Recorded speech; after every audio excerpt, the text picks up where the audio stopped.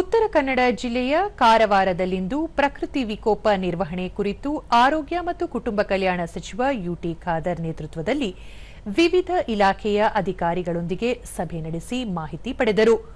ಈ ವೇಳೆ ಶಾಸಕರಾದ ಸತೀಶ್ ಸೈಲ್, ಶಿವರಾಮ್ ಹೆಬ್ಬಾರ್, ದಿನಕರ ಶೆಟ್ಟಿ, ಜಿಲ್ಲಾಧಿಕಾರಿ ಲಕ್ಷ್ಮೀಪ್ರಿಯಾ, ಜಿಲ್ಲಾ ಪಂಚಾಯಿತಿ ಮುಖ್ಯ ಕಾರ್ಯನಿರ್ವಹಣಾಧಿಕಾರಿ ದಿಲೀಶ್ ಶಶಿ, ಜಿಲ್ಲಾ ಪೊಲೀಸ್ ವರಿಷ್ಠಾಧಿಕಾರಿ ದೀಪಲ್, ಉಪವಿಭಾಗಾಧಿಕಾರಿ ಶ್ರವಣ್ ಕುಮಾರ್ ಸೇರಿದಂತೆ ಹಲವು ಅಧಿಕಾರಿಗಳು ಉಪಸ್ಥಿತರಿದ್ದರು. ಸಭೆಯಲ್ಲಿ ಯುಟಿ ಖಾದರ್, ನೈಸರ್ಗಿಕ ವಿಪತ್ತು ಸಂಭವಿಸಿದ ಸಂದರ್ಭದಲ್ಲಿ ಸಾರ್ವಜನಿಕರ ಸಮಸ್ಯೆಗಳಿಗೆ ಸ್ಪಂದಿಸಿ ಪರಿಹಾರ ಕಲ್ಪಿಸುವ ಕಡೆಗೆ ಒತ್ತು ನೀಡಬೇಕು ಎಂದು ಅಧಿಕಾರಿಗಳಿಗೆ ಸೂಚಿಸಿದರು. ತಹಶೀಲ್ದಾರ್ ಅಲ್ಲಿ ತಮ್ಮ ರೆವಿನ್ಯೂ ಡಿಪಾರ್ಟ್ಮೆಂಟ್ ಮುಖಾಂತರ ಬಿಎಂ ಮುಖಾಂತರ ಪರಿಹಾರ ಕೊಡುವಂತ ಕೆಲಸ ಇವತ್ತು ಮಾಡುವಂತದ್ದು. ಅದಕ್ಕಾಗಿ ಇವತ್ತು ಯಾವ ಒಂದು ಮನೆಗೆ ಡ್ಯಾಮೇಜ್ ತಕ್ಷಣ ಪ್ರಪ್ರಥಮವಾಗಿ ಅದೇ ಸ್ಪಾಟಿನಲ್ಲಿ ಆ ವಿಎಗಳು ತಕ್ಷಣ ಹೋಗಬೇಕು.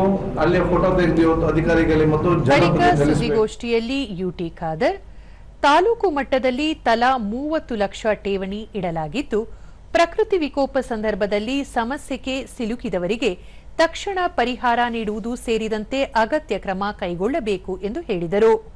ಒಳಗಡೆ ಇವತ್ತು ಡಿಸಿಎಸ್ ತಹಸೀಲ್ ಮುಖಾಂತರ ಅವರಿಗೆ ಮುಟ್ಟಿಸುವಂತ ಕೆಲಸ ನಾವು ಇವತ್ತು ಮಾಡ್ತೇವೆ.